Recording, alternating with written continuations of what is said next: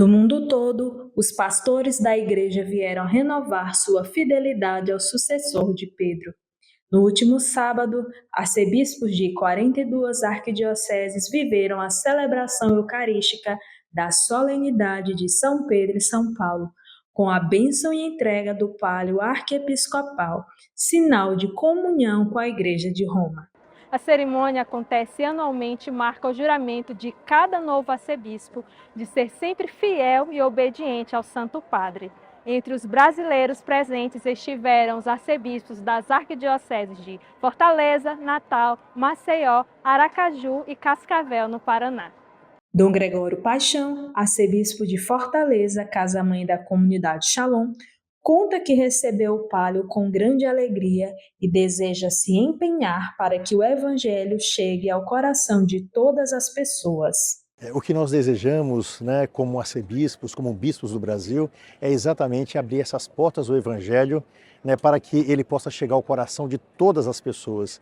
Jesus nos chama. A voz de Jesus soa no coração da humanidade e, embora nós saibamos que existem muitos ouvidos fechados para essa palavra de vida que transforma, que liberta, que salva, nós queremos insistir, não como alguém que bate a porta tentando invadir o coração dos outros. Queremos chegar com carinho, queremos chegar com amor, queremos chegar com a serenidade que Jesus chegava ao coração de todos, a todos respeitando-os, mas nunca deixando de dizer essa palavra de vida, essa palavra de transformação, essa palavra de carinho que pode, inegavelmente, transformar o coração não apenas das pessoas, mas o coração de toda uma humanidade. Então, que Deus nos dê justamente essa alegria de chegar de mansinho no coração de todos. Moisés Azevedo, fundador e moderador geral da Comunidade Católica Shalom, também esteve presente na celebração e afirmou que, em comunhão com os novos arcebispos, a comunidade também renovou a sua fidelidade à Igreja e ao Santo Padre. O momento da celebração da festa de São Pedro e São Paulo, nesse dia especial, o dia do Papa também, onde os arcebispos nomeados no último ano vêm a São Pedro para ali receberem das mãos do Papa o pálio, é um momento de comunhão, é um momento de unidade. E como carismas dentro da igreja, como carisma, a comunidade católica Shalom é um dom, é um carisma em vista da edificação da igreja.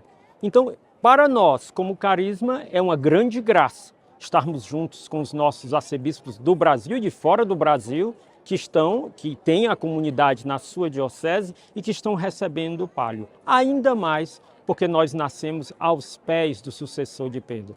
O Papa, para nós, é uma fonte de carinho, de graça, de amor e também uma fonte de serviço. Como comunidade, nós nascemos para, à luz do nosso carisma, servir a Igreja. O patriarca de Lisboa, Dom Rui Valério, também recebeu o pálio e reafirmou seu serviço em favor da Igreja, de modo especial aos jovens, destacando os frutos da Jornada Mundial da Juventude na Igreja local.